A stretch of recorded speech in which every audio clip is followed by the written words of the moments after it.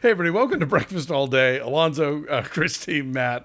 There's a new Child's Play in town, the first of the franchise not to come from the mind of writer-director Don Mancini. I didn't see it. They did, and they'll tell you all about it. You want me to do it? Sure. Okay, so it's not like an actual throwback to the 80s when Chucky was first born.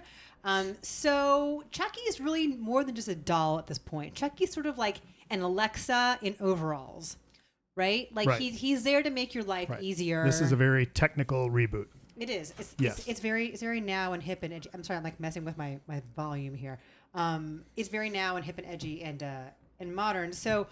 So he's a doll named Buddy. Was he always named Buddy? I don't remember. In the original it was a My Buddy doll was the brand. Okay. Yeah. So now he's Buddy, Buddi, and he's essentially like a thing in your home to make your life easier. So you need to like turn the TV on or run errands or remind yourself of things. There was a toy back then around that time called My Buddy, and I don't remember what the brand name of the toy was in the Chucky franchise. No, I thought it was My Buddy in the movie. I think you're thinking Teddy Ruxpin was sort of the real life.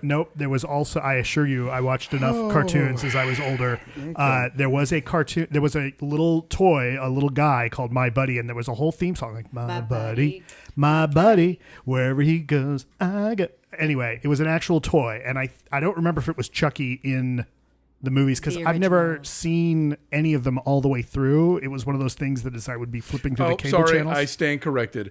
It was a Good Guys doll in the original movie. Right. Okay. I got those confused. Anyway, so now it's a very high-tech doll. Tim Matheson is the CEO of the company that is behind all of the appliances and the electronics and the devices to which your buddy is connected. And a defective one makes its way here from the factory in Vietnam because someone has significantly tampered with it out of disgruntlement. And now he's not going to be kind and helpful necessarily. He arrives in the U.S. The family that gets him takes him back to the store, and Aubrey Plaza, who works at the store, brings it home to her son. She's a single mom and trying to be a good mom and do all the right mom stuff. And she's like, "Here's a great early birthday gift for my kid," and it turns out that he's evil, and we know this because he is voiced by Mark Hamill. Did he not look like young Christopher Walken? Mark Hamill? No, the doll. The doll. Yeah, a little bit. The doll looks creepy to begin with. Like part of the issue is the doll does not look cute, right? Like the first time they introduce the doll and you think, my thought was oh God, no one's gonna buy this. Absolutely not. Terrible toy design. Hey, people bought the Cabbage Patch. No. The Cabbage Patch, those look cute, right? This one looks. This one has the same vibe as the ventriloquist dummies most recently seen in Toy Story 4. This one, look it's starting to be a treatise on technology. Instead of being magical, this is a disgruntled employee, takes all the safety features off. We've seen this done before with toys with small soldiers, right? Maybe a little less personal because they were acting according to their military programming. And this one is, hey, I just want to be your friends and I'm going to really overdo it. It becomes, I'm going to be your clingy friend. Well, so it's almost like, he is clingy. Right. It's almost like with a friend like Harry.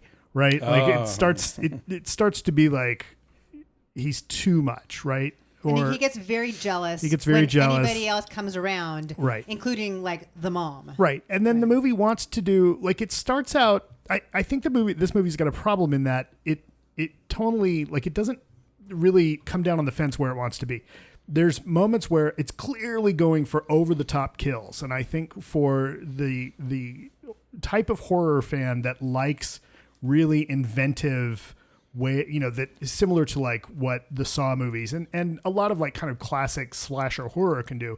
If you're looking for really inventive stuff, you're going to kind of dig this. But when it sometimes wants to be somewhat serious, and then it sometimes wants to be kind of winking at the camera the way some of, a lot of those movies can do, and it doesn't do it that well, partly because I think it's trying to make it seems like it wants to make commentary about the dangers and kind of the disconnectedness of devices and the smart home, but it doesn't really pursue it. And it kind of it's half baked, and it's frustrating because you could have done something really sharp and satirical, and it just seems like it's not up to it. Right. It's never funny enough. And it's also never scary enough. And you've got Aubrey Plaza at the center of it, who is willing and more than capable of going to really strange out there places and never gets the opportunity to do that, really. It's like she's totally been hemmed in. It's very frustrating because you want to see her really sink her teeth into just how potentially bizarre this scenario is. Right. And Chucky versus Ingrid Goes West. Well, but like there's a scene, for instance, where, like there's the loser, or not loser, but there's the mean boyfriend that she has. And at one point, the kid almost or kind of sort of walks on them, right? Like the son sort of walks in on them, and it's super awkward. And they play it, the movie treats it the way a single mom with a boyfriend would handle it in like a family comedy drama movie. like in a different movie, like right? Tyler Perry movie. Where you kind of want them to go almost like full John Waters or like crazy over the top, like especially with Aubrey Plaza, right? Again, like you expect her to be bonkers, and it's our fault. It's not the script's fault. It's our fault. Oh no, it's for having expectations. No, because it's still like the directing's kind of all over the place, right? And it's then it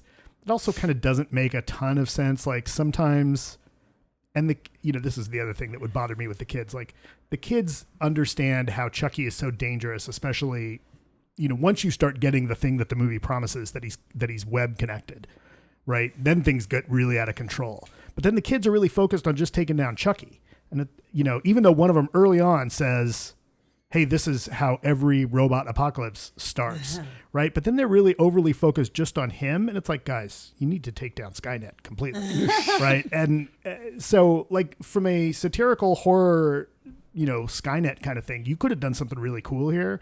And they kind of just, it's almost as if the movie is more about, hey, here's our exercise in doing inventive kills. Now, granted, if that's what you're looking for, if you're coming to this movie because that's the type of horror movie you like, you're absolutely going to get what you want out of this, because there are very inventive, creepy, disgusting, gross terminations in this. But apart from everything else, it's just not much of a movie. It's also a total waste of the great Brian Tyree Henry, who gets very, very little to do as the detective whose mom lives down the hall. I know, and every scene of his, you're like, God, I wish this would be better. I wish this would be cool. Like you could do, right? He brings so much more than seems to be on the page, and he's just like, it's like, oh, there's another real character in this movie. It's like, who put a real character in this movie? There's nothing to him. I mean, besides the fact that he is single and his mom wants him to get married, like he's single in his 30s or whatever.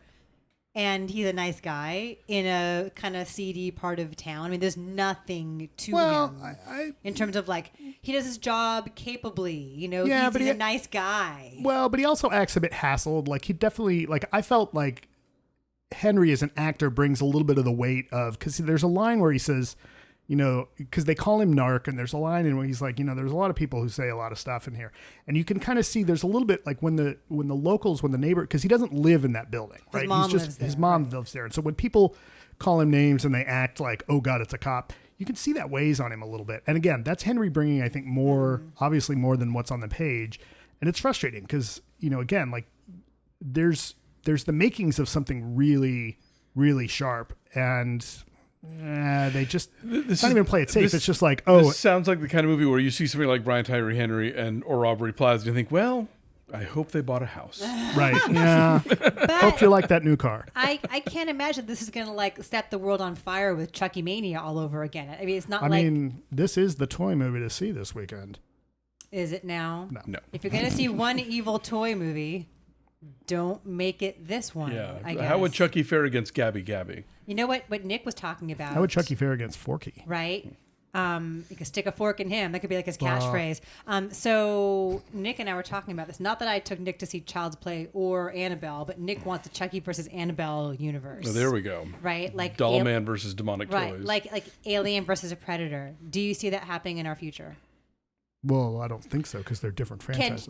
Can't. Well, so are Jason and Freddy. True. They Okay, did eventually sure. cross So over. are Alien and Predator. I think they'd work together, wouldn't they?